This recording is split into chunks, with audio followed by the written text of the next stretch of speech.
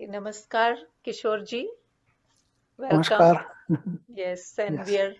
we are really very happy that you are gracing this conference, Self as Presence, which is hosted by Just Being, and really offering your experiences, knowledge, sharing this afternoon.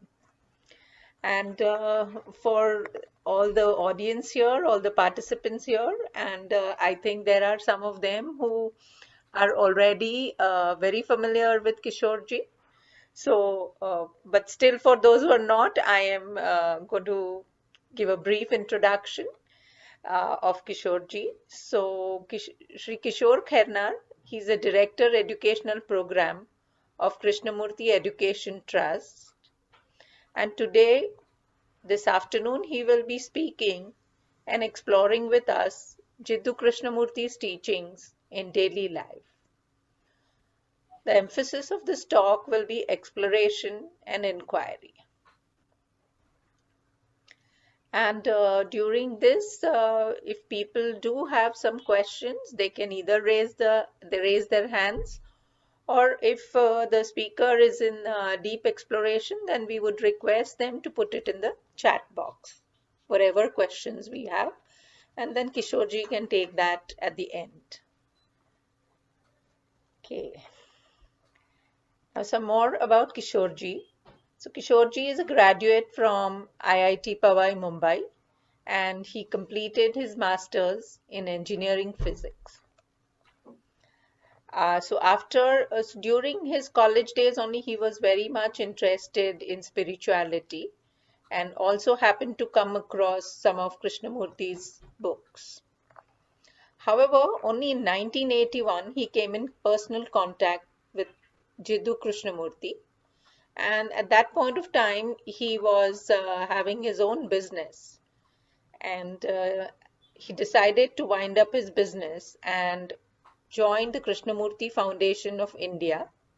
He was at that point of time at Rajghat Study Center in Varanasi. Now, during his time at the study center in Varanasi, through personal meetings with Krishnamurti, participation in Krishnamurti's talks, he delved deeper and explored Krishnamurti's approach to education and life. And currently, he is the director at the Krishnamurti Education Trust, Pune, which organizes study workshops and gatherings to explore the application of Krishnamurti's teachings in daily living and various other subjects. And so we welcome all of you, and over to you, Kishorji. Yeah. Do we have to observe 2 minutes silence, or I can straight away begin? We can go and we can start in no problem. Okay, we can go ahead. Okay. Yes, yes.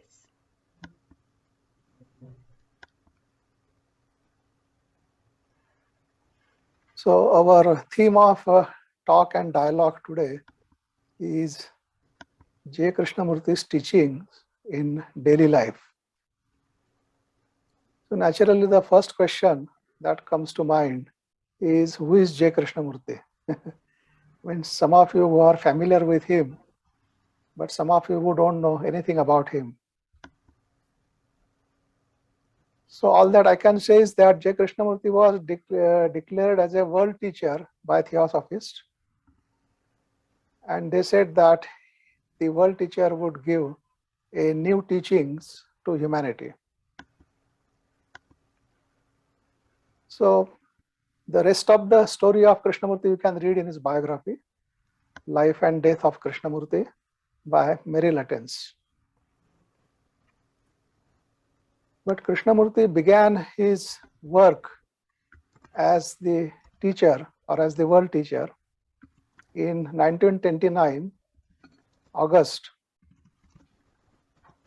by saying his only concern was to set man absolutely and unconditionally free. Of course, he did talk about truth also. He said truth is a pathless land and there is no path to truth. But then his mission, his life mission was to set man, that is human beings, absolutely and unconditionally free. Now that phrase, unconditionally free, is a very potent phrase. I couldn't understand it for many years. It's only when the computer technology started developing, it was possible to understand what he meant by this unconditionally free. So freedom, the concept of freedom for us is based on choice. That is, in a given situation, if there are various alternatives, says there are 10 different alternatives possible. If you are free to choose any one of those at your own accord, then you consider yourself as free. But if somebody tells you what to choose, then you feel that you are not free. Which means that if we are able to make choice in a given situation without any pressure, without any conditions and so on, then we feel that we are free. So which means that our notion of freedom is based on choice. And we are quite happy with that kind of freedom. But if you little bit explore that choice to some depth and ask yourself, out of those 10 given choices, why did you choose that particular one? What was the reason for choosing that particular one? What made you choose that? So you will find that your choice is based on your background, and your background is what you have lived so far. That means a human being, right from his birth, as he lives his life, gets educated, has various experiences, he is gathering lot of information, knowledge, experiences, images, likes, dislikes, and so many things. And all that is stored in the person's brain. So that huge storehouse of all kinds of content, that is the background that Krishnaji calls as the conditioning. And our choice is based on that conditioning. In fact, everything that we do in our life is based on that conditioning. What we like, what we don't like, in a given situation, how we will behave, right? And so on. All the things that we happen to do in our life, they are based on that conditioning. So the conditioning dictates. So given the conditioning, your choice is already fixed. So even if there are 10 different possibilities or 10 different choices, you are going to choose only that which is fixed by your conditioning. And therefore, you have no choice as such. Although we say that I have my own choice and I am free to choose, and therefore I feel free, or I feel that there is freedom. But then, considering this conditioning, I have actually no choice. Whatever the conditioning dictates or decides, that will be my choice. And I will happily accept that choice. So in other words, if somebody knows my conditioning, then he can calculate what kind of situation should be created for you or for me, so that I will choose that which the other person wants. and therefore there is no freedom. And in fact, in these days, in these modern days, with all the modern technology, everybody is doing exactly that. The corporate businesses, they want to find out how you are conditioned, and therefore create a situation whereby you will buy their products. The politicians are also trying to find out your conditioning so that they will know what promises to make and get the votes or make you vote for them, and so on. So the human beings are not really free. So they are born as conditioned human beings. They are further conditioned by education, by society, by the way they have been brought up, and by gathering all kinds of experiences as they live their life. And then they live as per that conditioning. And when they die as a conditioned human being. So where is the freedom? There is no freedom for human beings, although they may claim that they are free. But their freedom is only the freedom to live as per their conditioning. If they are allowed to live their life as per their conditioning, then they consider themselves as free. So the notion of freedom is very limited, and human beings really don't know that absolute freedom, the freedom which may be there, the freedom which may be a very fundamental quality of life, but we simply don't know it. Now, as long as a human being is conditioned,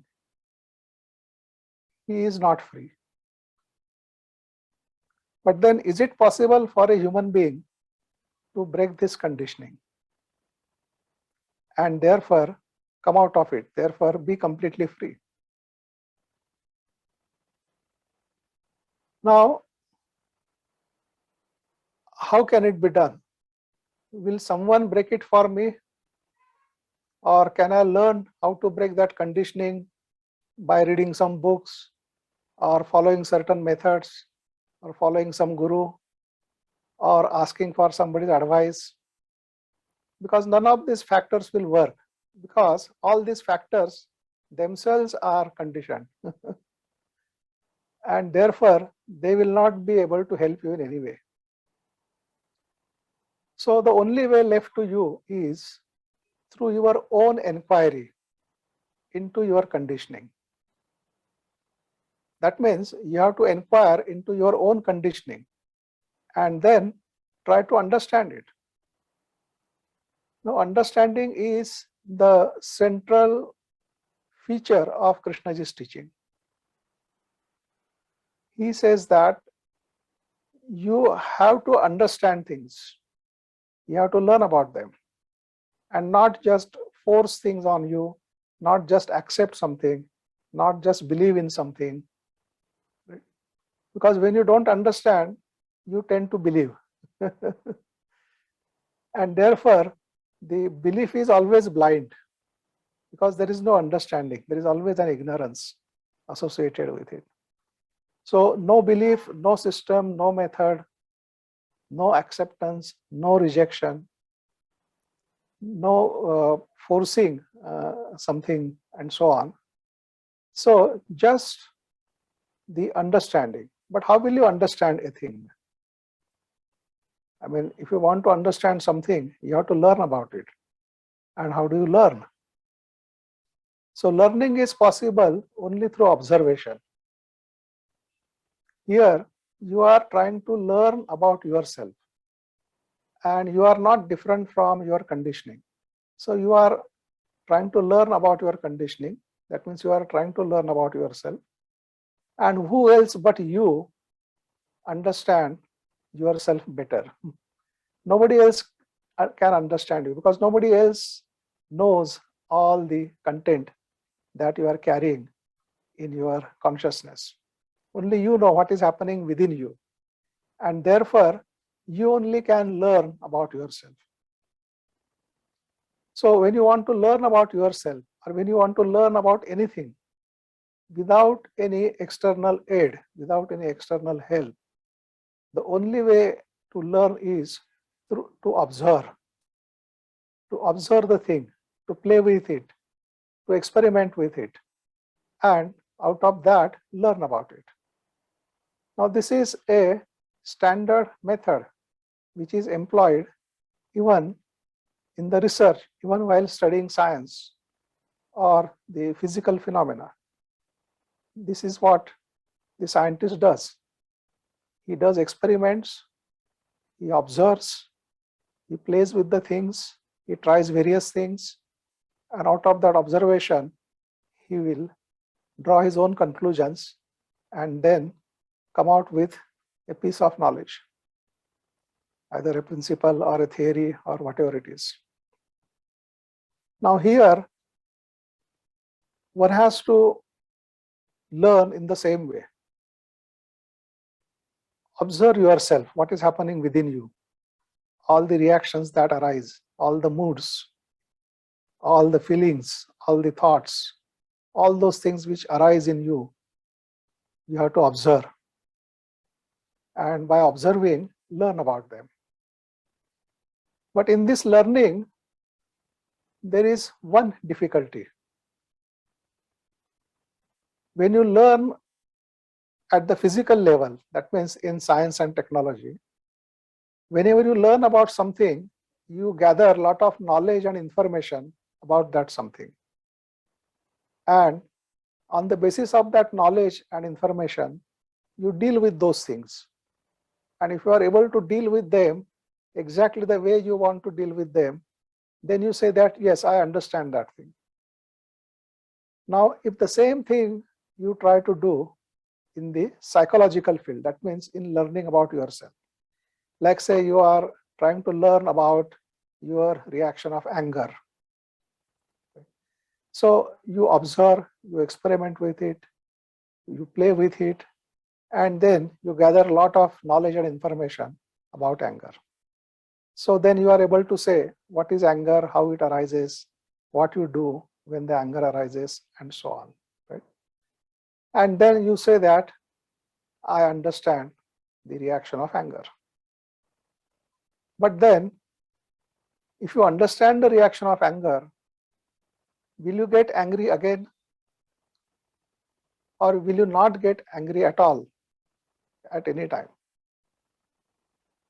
Now, you can't say that. You will say that, yes, I understand what anger is, but I cannot say that, therefore I will never get angry. So, then what is the use of all that knowledge and information you have gathered about anger? It may help you at the most to manage the reaction of anger whenever it arises. But managing a reaction of anger may not be always possible. Sometimes it may be possible, sometimes it may not be. And also, as long as the anger arises, you cannot be said to be free of anger. That means there is no freedom. And we are saying that freedom is possible only through understanding. So if there is no freedom from anger, then we have to say that therefore you have not understood what anger is. You only know what anger is, but you don't understand it. Because you are still susceptible to get angry. And therefore there is no freedom, and therefore we don't understand. So then, if the knowledge does not help in understanding a psychological reaction, then why do we gather it? The knowledge helps in the realm of technology, in the realm of science. It helps. In fact, the whole development of technology is based on knowledge. But in the psychological realm, does the knowledge help? Because you may gather all the knowledge about all kinds of psychological reactions. but still you will be reacting according to them. You are not free. And therefore, the knowledge doesn't help there in understanding those psychological reactions. So if knowledge doesn't help, then why to gather it? So that leads us to a question which naturally arises is there a learning where we do not gather any kind of knowledge? Which means that is there a non-accumulative learning where we don't gather knowledge because knowledge is of no consequence in that learning. So only through such learning it is possible to learn about us psychologically. And then that kind of learning is possible through observation, through listening. And so again the same question, is there a non-accumulative observation? Is there a non-accumulative listening and therefore a non-accumulative learning? Only through this kind of learning it is possible to understand our psychological nature, our psychological conditioning, and then that is what will bring freedom from this psychological conditioning. Because we have said that freedom is possible only through understanding. There is no point in fighting. There is no point in suppressing, accepting, rejecting, and so on. Say, for example, if a human being wants to be free of the influence of gravity, then there is no point in fighting with the law of gravity. A person may jump, may do all kinds of things, but he can never be free of gravity. But if he understands the nature of gravitational force, the gravitational field, he also understands the nature of other forces of nature. Then using those things, using that understanding, he can overcome the gravitational influence and then he can fly off the earth. So the freedom is possible only through understanding. And therefore, if we want to understand our psychological nature, our psychological makeup, then only through observation that understanding is possible. And that observation is non-accumulative. So rest of the qualities of observation, they remain the same. As the scientist observes, so you also observe. But the scientist is gathering a lot of knowledge out of his observation. But here, we are not gathering any knowledge out of this observation. And this is the major difference, a non-accumulative observation, because that alone can bring about the psychological freedom. So this is one of the major aspects of Krishnaji's teaching. The art, he talks about the art of observation, the art of listening, the art of learning. And out of all these three arts comes the art of living. So the art of living is not just being artistic, or art of living is not just following some techniques or doing some breathing exercises or following some gestures. But art of living comes out of understanding of life. When one has learned these three arts, then one has also learned the art of living. Then another major aspect of Krishnaji's teaching is he does talk about religion. But then all the existing organized religions are not religions for him. They say it is just a particular kind of conditioning. You are conditioned in a particular way, so you call yourself a Muslim. Then you are conditioned in a different way, then you call yourself as a Christian. Or you are conditioned in a certain way, you call yourself as a Hindu. So there are different kinds of conditioning with different kinds of contents. So whichever content you accept, that becomes your religious label. And therefore, that he doesn't consider as religion at all.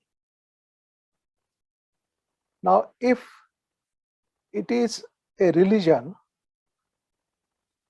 then it has to be accepted to the whole of humanity, irrespective of their nationality, irrespective of their race, irrespective of their conditioning, and so on. That means, can there be a religion which can be applicable to the whole of humanity, so that there will not be any division on the religious basis or on the basis of religion? And Krishnaji gives a very unique definition of religion. He says that religion is to gather all your energy to find truth of your life. So finding truth of one's life, this is applicable to every human being. Doesn't matter to which organized religion he belongs, doesn't matter which country he belongs, as long as he is a human being, right, then he has to find out the truth about his life. And to find the truth about life, you need energy. Without energy, nothing is possible. And therefore, to gather one's all energy to find the truth of life is what is religion. And then, if you are living your life like that, then only you are really living a religious life. Now, this is a very, very potent statement again. See, the beauty of all these realized people, all these seers, is that the great truths they point out in very short, simple statements. And we are quite used to hear very complicated theories and statements. We completely miss the great meaning or the deep meaning behind these simple statements. And so we will take up this statement and dig into it as deep as possible. And you will be surprised what kind of consequences, what kind of understanding it brings out. And then how it becomes really a religious life.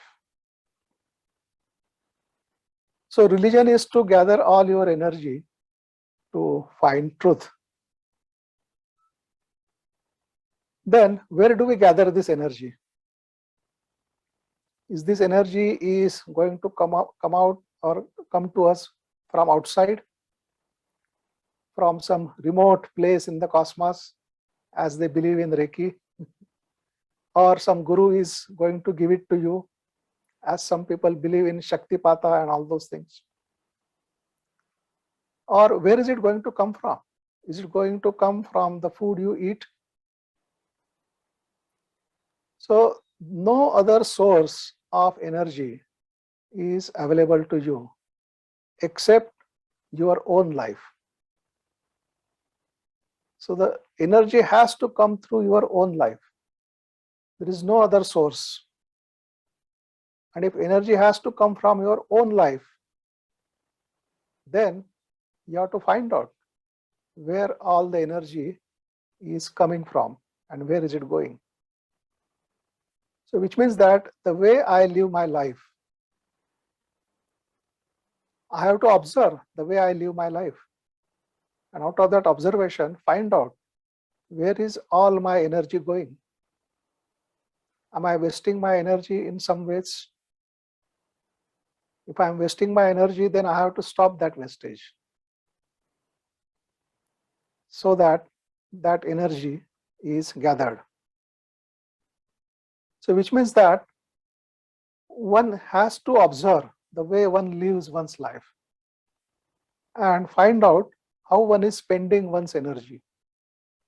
Are there things, are there incidences where one is wasting a lot of energy. So if you do find such wastage of energy, then you have to stop that wastage, which means that you have to stop that activity. Now, energy could be lost at many different levels. Like at the physical level, the wrong kind of food, the lack of exercises, keeping the body lazy, sloppy, slothy, that is a lot of wastage of energy.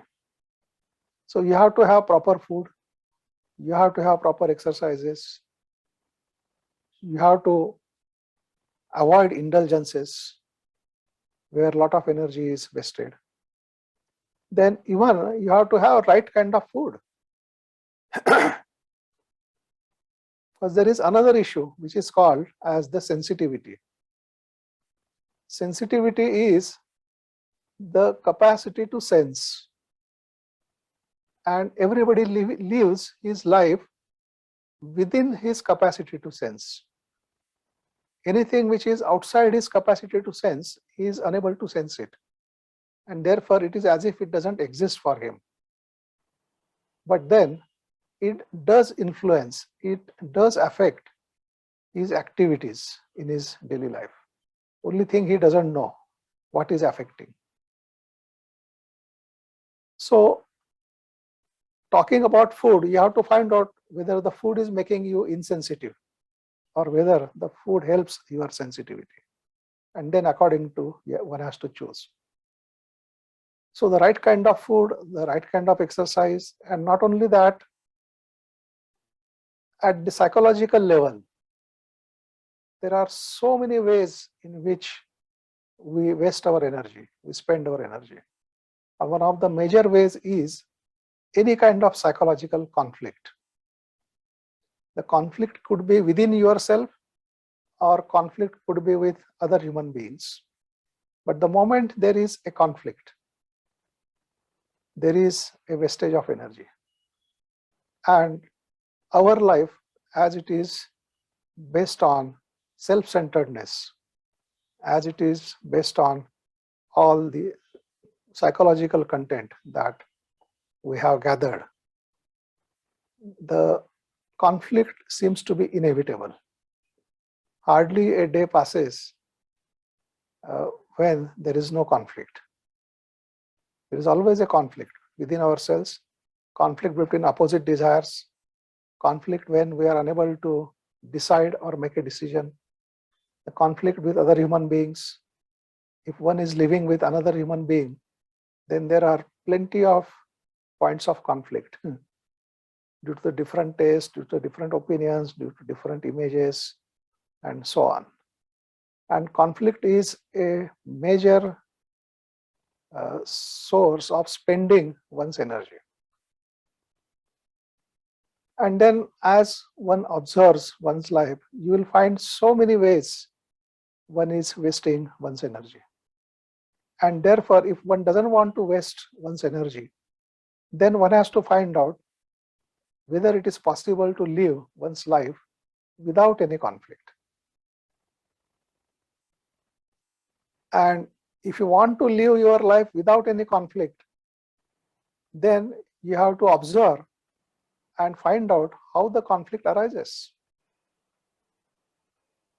What is the mechanism of this conflict, how it arises? What is the background, what are its ingredients? Which means that again, you have to observe the way you live your life. Whenever a conflicting situation is arising, that is the opportunity to watch how it is developing and what is one's contribution in that conflict, and so on.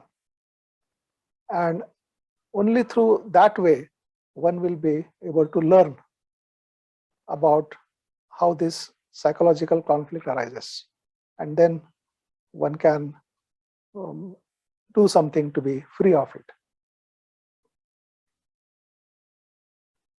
Now, one of the major psychological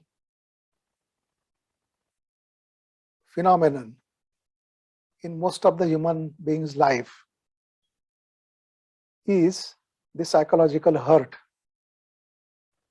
Now, this we are going to take as an example to show you how one can observe this phenomenon of hurt and in what way one may be able to come out of it. And then, in what way is it possible to live a life without getting psychologically hurt at all? So just one example we are taking. There could be innumerable examples because there are so many different kinds of psychological things happening in our life. And one can take any one of them and explore into it at depth to come upon how Krishnaji's teaching is helping in understanding and then freeing oneself from those reactions. So let us take that example of hurt. We are hurt right from childhood. We are hurt by gestures, we are hurt by maybe some physical punishment, or we are hurt by people saying all kinds of things to us. We are hurt when somebody blames us for something, or even a simple gesture, even a simple change of facial expression is enough to cause hurt. If somebody shows his displeasure just by change of expression, even that is enough to hurt a person. So what is this hurt? And when we are hurt, the scar, the suffering from that hurt, it doesn't go away immediately. It continues.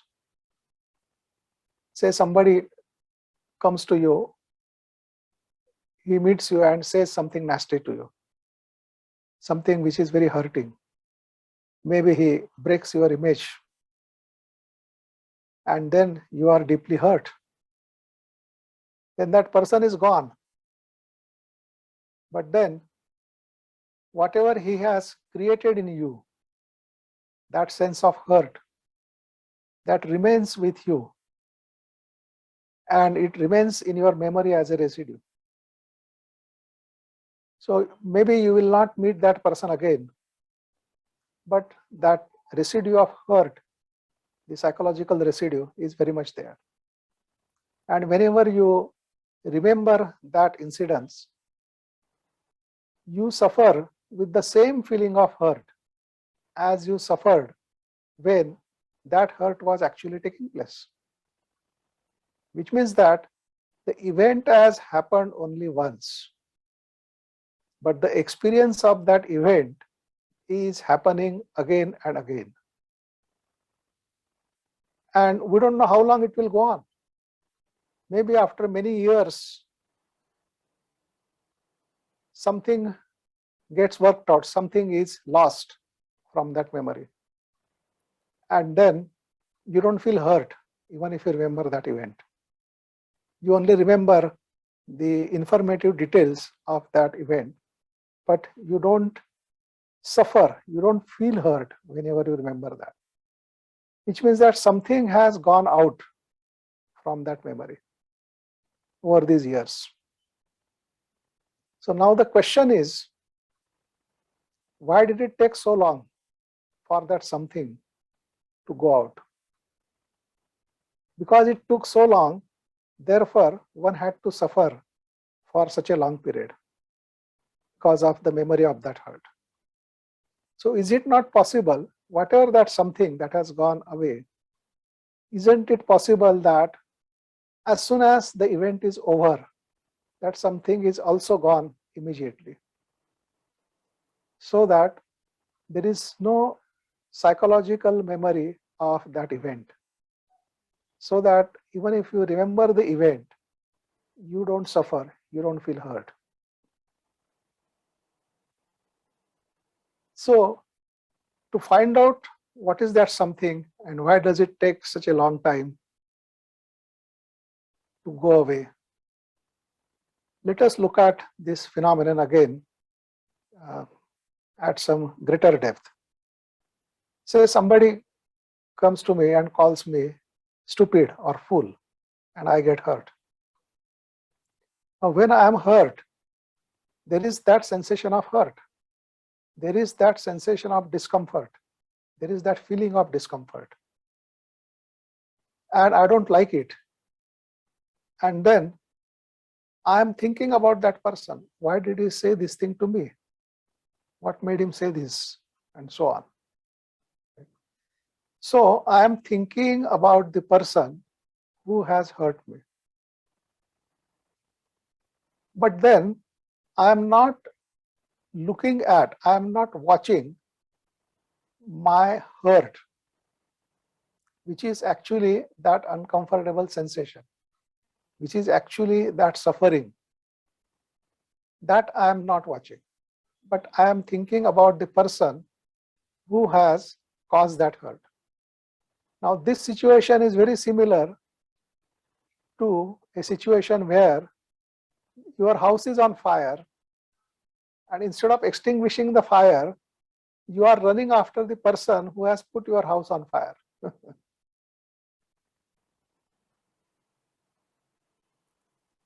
So by the time you catch the person, the house will be completely burnt. So that is what is exactly happening with us. Somebody has hurt you. Now, instead of paying your attention to the hurt, you are going after the person who has hurt you. And therefore, that actual hurt, that feeling, that sensation, that psychological experience of hurt is going completely unattended.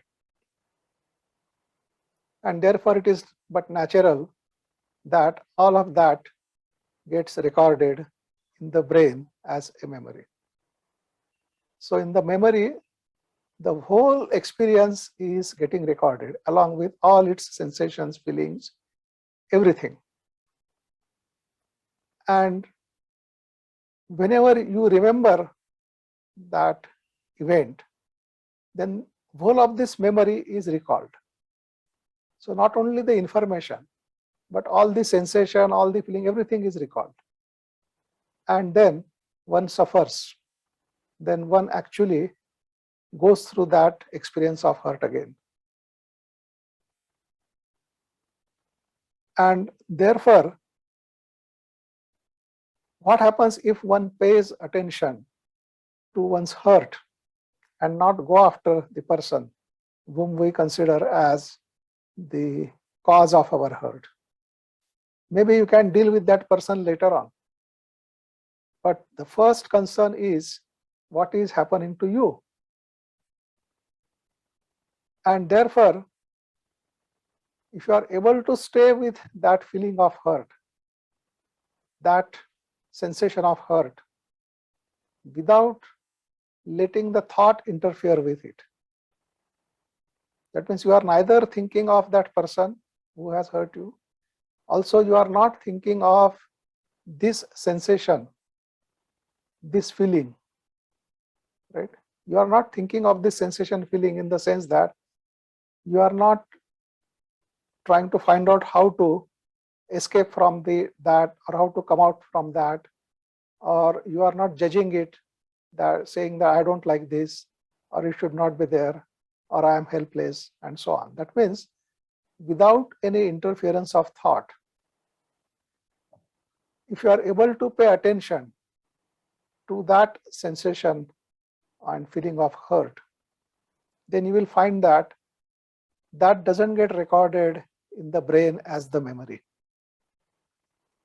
It will be there. It will take its own time, because that sensation, that feeling has its own energy in it. And as long as it has that energy, it will sustain. But then by paying this non-interfering attention to that sensation, that feeling, the energy of that sensation and feeling will dissipate. will get dispersed, and therefore it will subside. That whole sensation, that feeling, it will get completely subsided. And when it has subsided and you are still maintaining your attention towards it, then you are free of it. Then nothing is recorded in the brain as the memory. Maybe some informative content is recorded. Maybe you will remember the person who said something bad to you and you got hurt and all those things. But it is only a kind of skeleton of the information. It doesn't have the energy to hurt you again. All that energy is already dissipated. So if one can do that, when paying attention to one's own psychological responses as they arise, when you go through all kinds of incidences and events in your life, then that alone can keep you free of that psychological burden which we are all the time gathering as we live our life. So, to live Krishnamurti's teaching in daily life is to live one's life attentively, to live one's life with all that watchfulness. That means one has to watch what is happening to oneself. One has to watch what is happening around oneself, how one is getting influenced by the external things and how one is influencing the others, what one is doing. So during the course of the day, if you suddenly stop and ask yourself, what exactly am I thinking at this moment? And why am I thinking that? How that thought has come to me? And if you try to trace it back, you will discover many surprising results, how the thought keep on coming to you, how they function. You will see that it is not one single isolated thought, but it is a chain of thought. Thoughts, they are never in isolation, but they always associate themselves with other similar thoughts or even dissimilar thoughts. They have their own logic or illogic to connect with the other thoughts. And so there is a chain of thought. And so you will find that your mind is most of the time chattering, because the thinking is all the time going on, whether you want or you don't want. It seems to be completely independent of you, this chattering. Because many times you don't want that chattering to go on, but you can't stop it. It goes on. Only when you are definitely thinking about something, the chattering seems to go in the background. Say you are trying to solve some problem, or you are trying to do some work and you are paying your attention. So at that time, the chattering seems to go in the background. But the moment you are free, your brain is free of the work or free of that particular thinking, the chattering again takes over. And then a lot of energy is also dissipated through chattering. Now, there is no point in trying to stop the chattering. But if you observe chattering, you will find that the thinking that goes on during chattering is not all that random. If you try to trace the thoughts which are arising during that chattering, you will find that the chattering is always around some unresolved psychological issue within you, some half-done work, some half-lived experience, some desire for the repetition of certain experience, and so on. It is always around some psychological issue, some psychological point.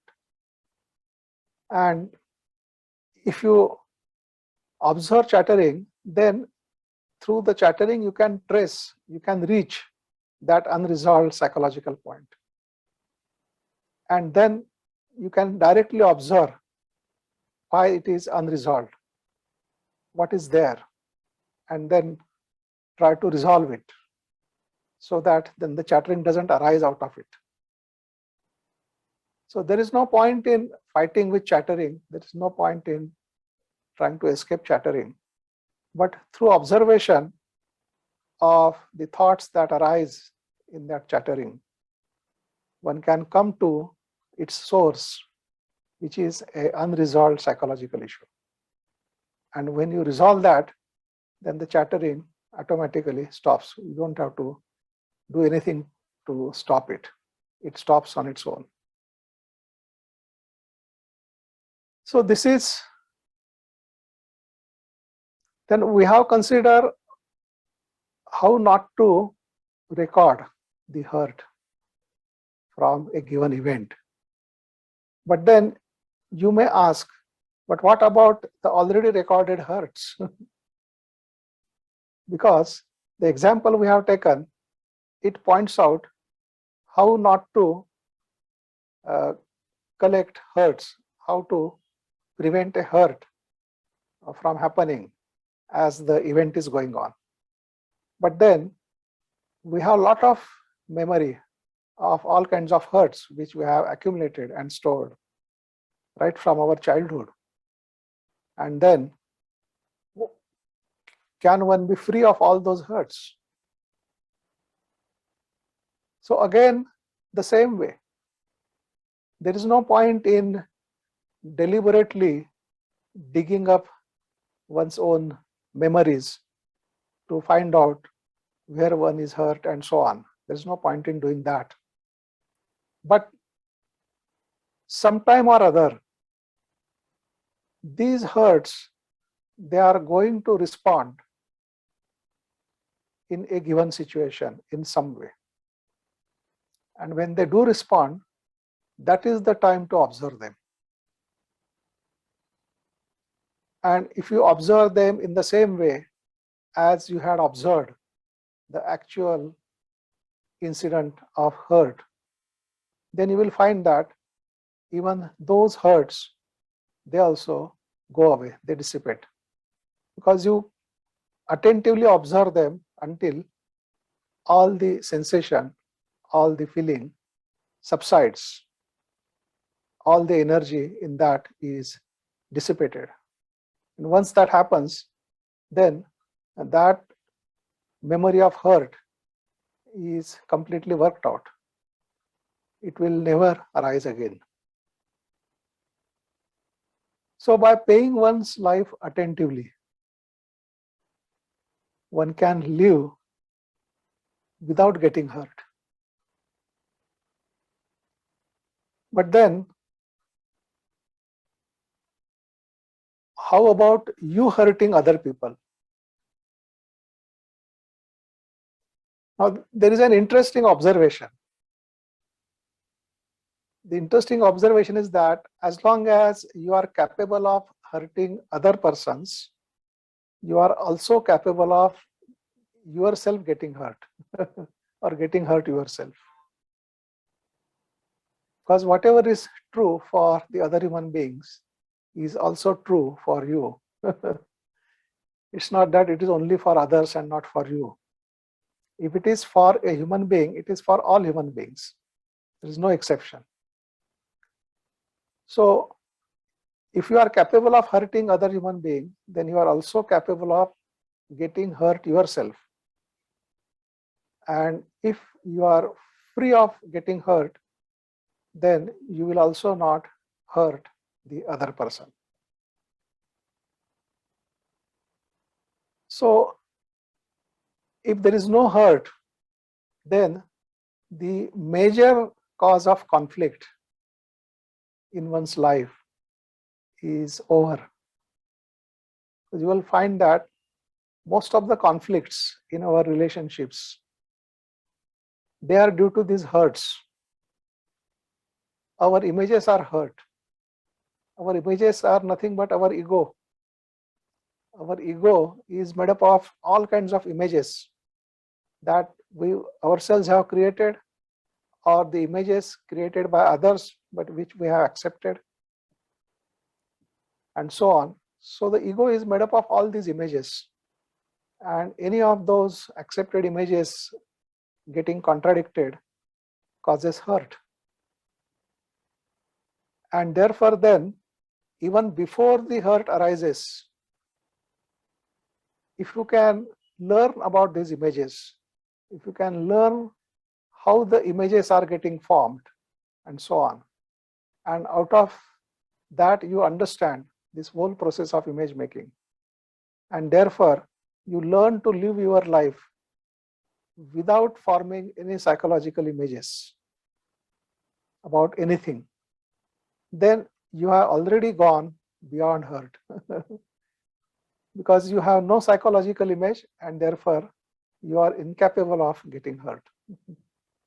And since you are incapable of getting hurt, you are also incapable of hurting others. And then there is that deep sense of love or compassion, which Krishnaji calls. Because love is the central core of Krishnaji's teaching. In fact, he says that we as human beings have never known what real love is. We know love as emotion, we know love as attachment, we know love as this or love as that. But the real love, we don't know. And that real love can come only when you are incapable of getting hurt psychologically. Which means that you have gone beyond suffering. Because most of our suffering is due to this hurt. And then only when the suffering has completely ended, then the love is possible, not otherwise. And Krishnaji says that this love is beyond space and time, which means that the love doesn't depend on time. If you love someone today, you love him tomorrow also, or you had loved him in the past also. It's not that today I love someone and tomorrow I hate him. The love cannot turn into hate. The love will be always love, whether now or in the future. It cannot be otherwise. Also, love to all. If you love someone, then you love the other person also. It doesn't mean that you are very loving towards certain person and you are very hateful towards some other person. So there is no such distinction as far as love is concerned. If it is love towards all. So Krishnaji has very different things to say about love. And the kind of love he talks about completely differs from all our notions of love. And therefore, he says that if you really want to come upon that true love, you have to negate all your notions of love, because none of those notions is actually love. And unless you are free of all those notions, you cannot come upon that true love. And he puts love, freedom, and intelligence as together.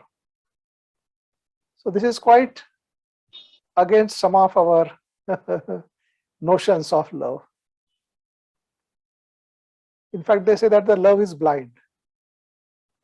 And here Krishnaji is saying that no, love has its own intelligence. There is no question of love being blind. It is the attachment which is blind, not love. When you are attached to something, then you are blind. you cannot see things properly. You will see them according to that attachment. So there will be a bias according to the attachment. But love, it has its own intelligence. There is no question of love being blind. Then wherever there is violence, there cannot be love. This is again quite different from our notion of love. In fact, they say that everything is valid and right in love and war. So love and war, they are treated on the same footing. So you can do anything to win the war or win the love, and you are right. But according to Krishnaji, it is all wrong.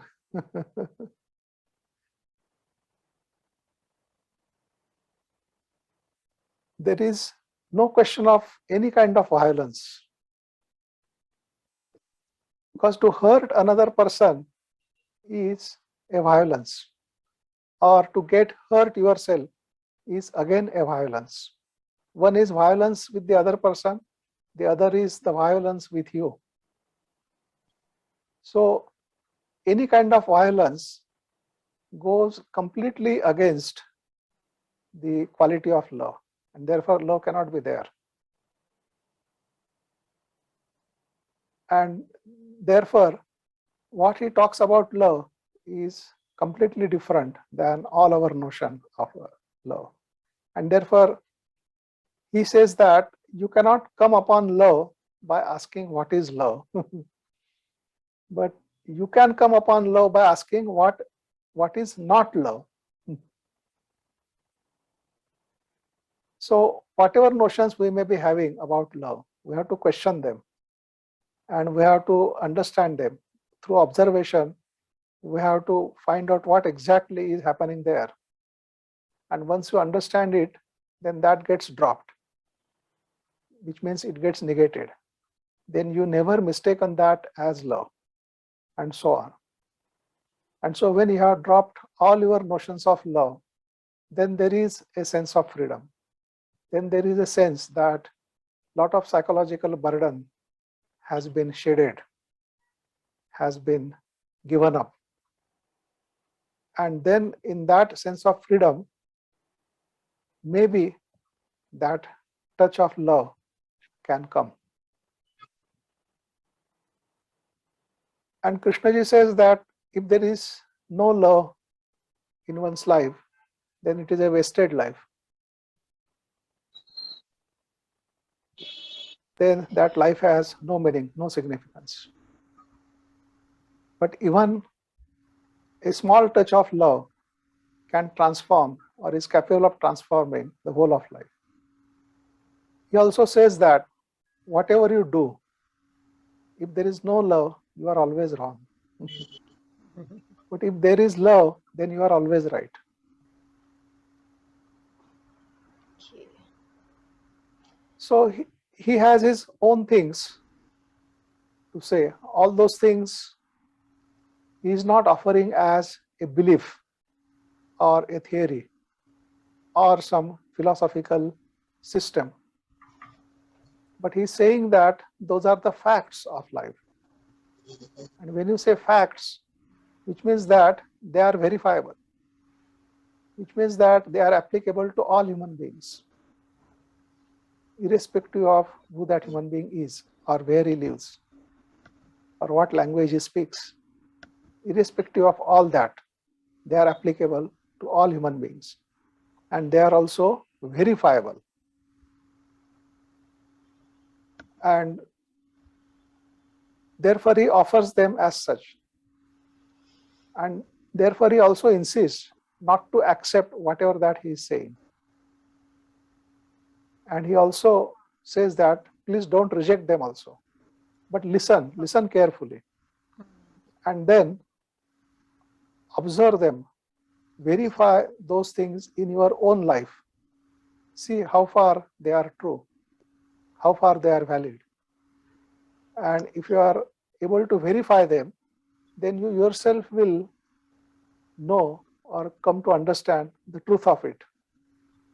And when you understand the truth of it, then it is no longer Krishnamurti's truth, right? It is the truth of your own life, which you yourself have discovered. Yeah.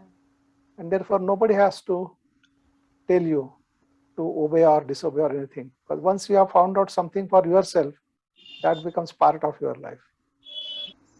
You don't have to even follow it. It starts working or functioning in your life.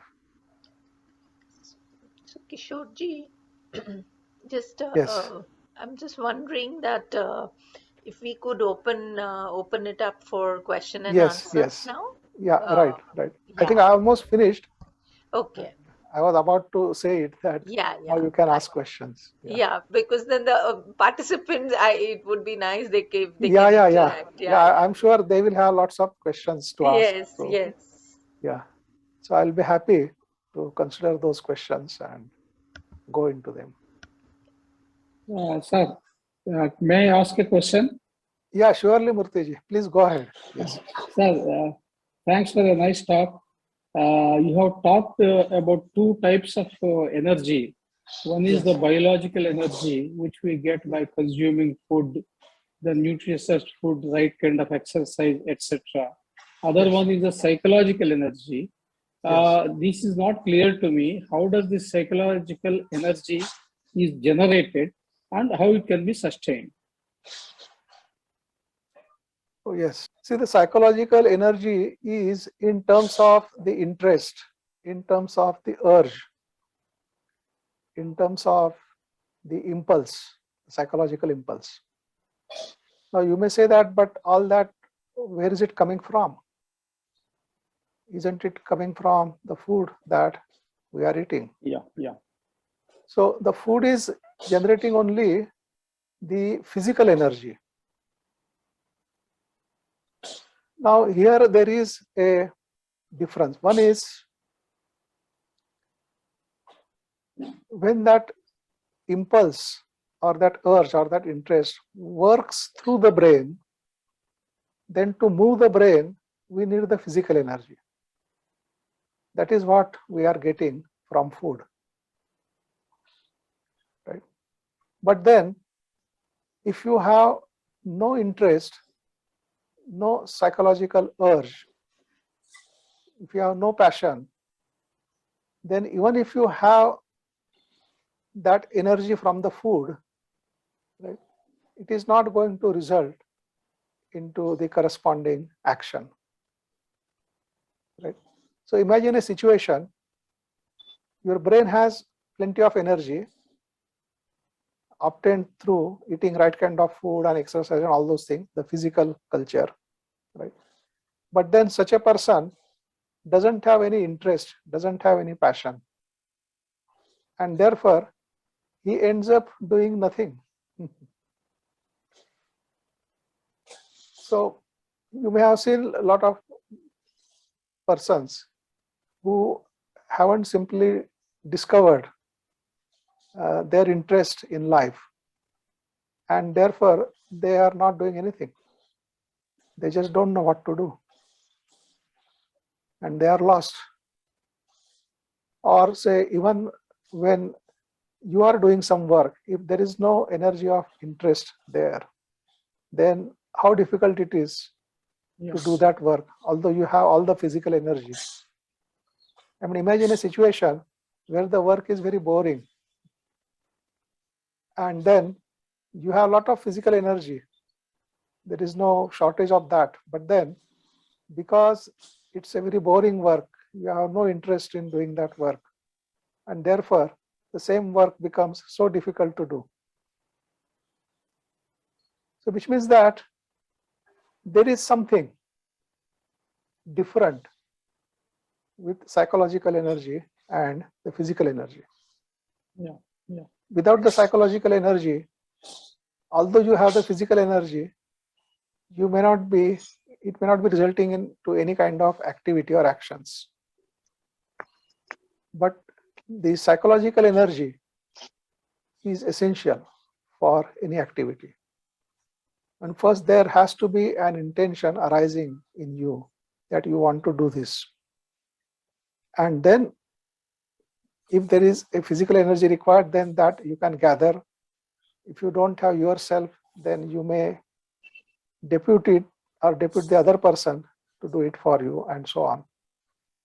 But if you don't have that basic psychological interest, that drive, then you won't be able to do anything.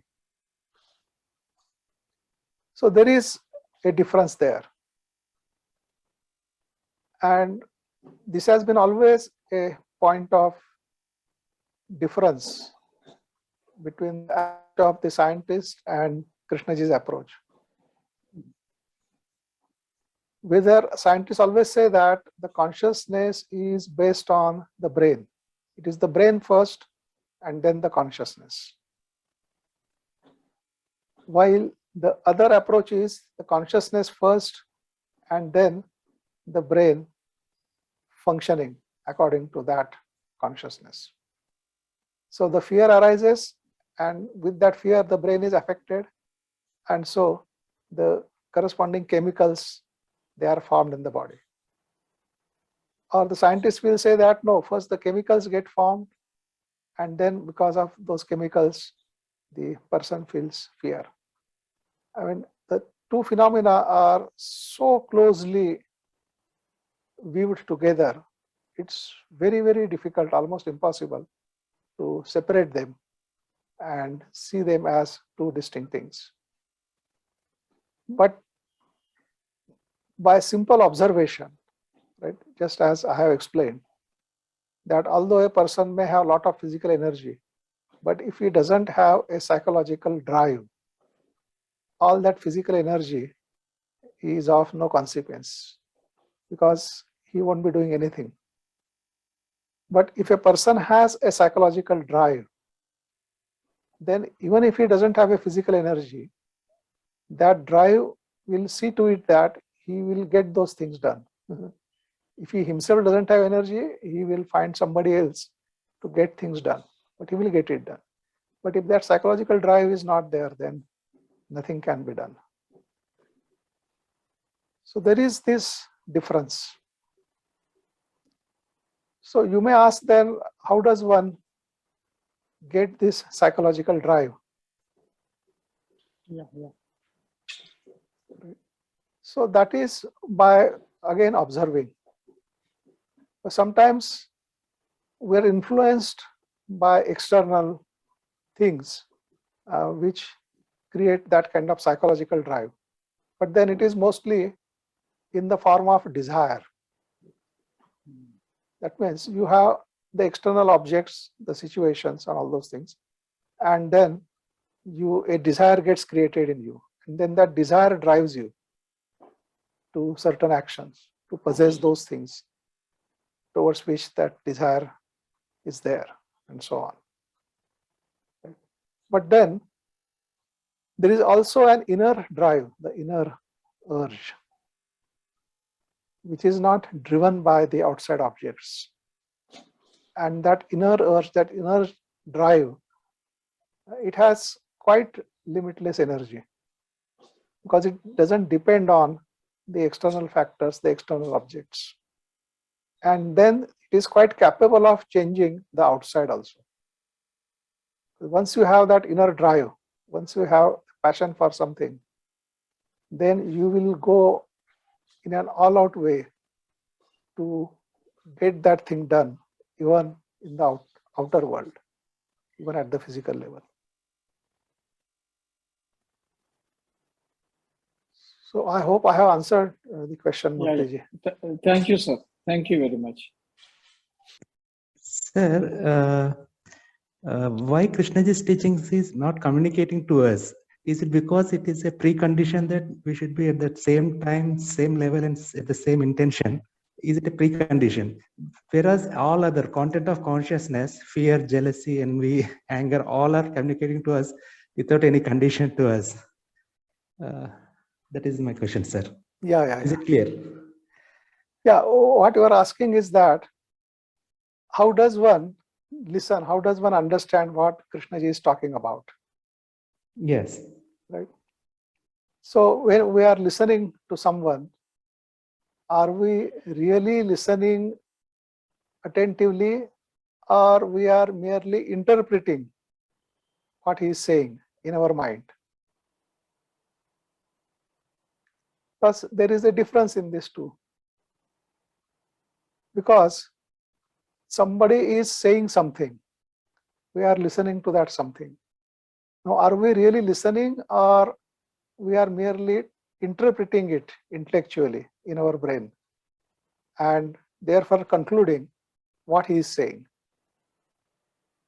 Right? So if we are doing that, then we are not listening. Because listening doesn't mean listening only to the words, but listening also means listening behind the words, all the content.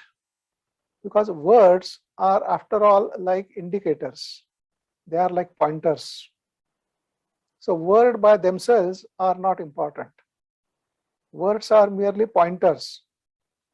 And if the pointer is being used to show you something, then instead of seeing that something, if you mistaken that pointer itself as that thing, and then start interpreting that pointer, that means what those words mean and all those things, and arrive at your own conclusion as to what those words mean, and then therefore saying that, yes, that is what that person is saying. Now, that works at the physical level in the field of technology, but that doesn't work when you are trying to understand something in the psychological realm. Because in the psychological realm, it is the psychological content that is being expressed in the form of those words. So the words by themselves are not important, but what content they are carrying, that content is important.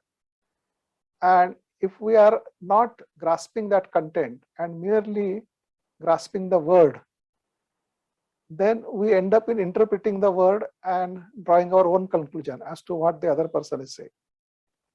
But if we are really listening, which means that we are actually grasping the content behind those words, then you are really listening. Then you understand what the other person is trying to convey to you. So similarly, Krishnaji had his own perceptions about life. Now, those perceptions are not in the form of conclusions and knowledge. Those perceptions are in the form of non-verbal understanding. It's all a non-verbal content. But then he has to use words in order to convey them, because he has no other way. But that doesn't mean that there is no other way. Krishnaji has talked other way also.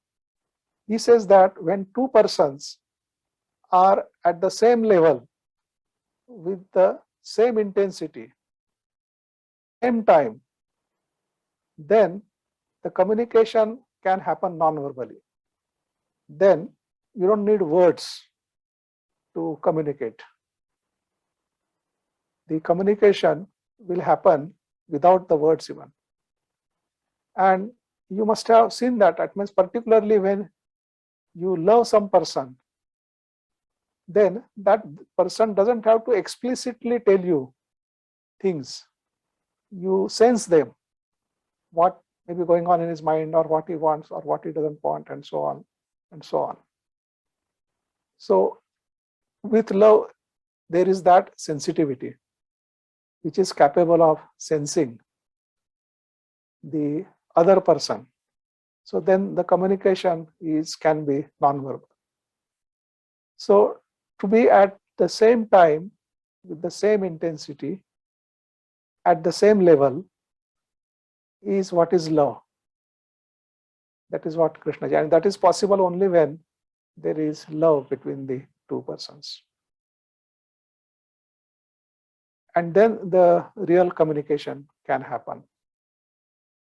So Krishnamurti, many times during his talk, he will raise this question. He will ask his audience, are you at the same level with the same intensity as the speaker is? Then you will not need to to understand what the speaker is trying to communicate. But if you are not, then you will be struggling with the words to find its etymological meaning, find its dictionary meaning, find its accepted meaning, and interpret it in your own way, and then say that is what the speaker is saying. So one may be completely missing what is trying to be communicated. So then the question is why we are so sensitive towards this greed, envy, and fear. Why we are not sensitive towards this love, which are easily But communicated there in is the no love, society. no. So since it is not there, you cannot be sensitive to it. What we have is only this greed, this fear, this desire, all these things. That's all that we have. And whatever we have, right, that is what we will sense. But something which we do not have at all, how can you sense that? There is no question of sensing it. But what Krishna is saying, that if you are able to end all this, what you have, negate it completely, right, so that there is that complete emptiness in which there is no psychological reaction possible, then in that emptiness, maybe that quality of love will manifest. Because if we are completely filled up with other things, there is no space or room for love to manifest. And I think this is a good pointer for us to just kind of maybe take a few minutes, a minute or two, to just kind of uh, sit in silence, or if you would like to, guide us through something, Kishorji. Yeah, I mean, the takeaway from this talk. Yeah. So, will you live your life attentively? Will you be watchful to what you are doing and what you are thinking, what you are feeling, what are your moods, right? And not get carried away by the psychological moods and reactions, but observe them attentively, right? If that is possible, then that's the takeaway from this talk. Because you will find that that will make the whole difference, the way you live your life. Thank you, Kishorji, for just these pointers. And I think many of us would also have this, that how absorbed we are in our own thinking, and particularly valuable is where we are spending our energies on. Especially in today's times, That's right. Yeah.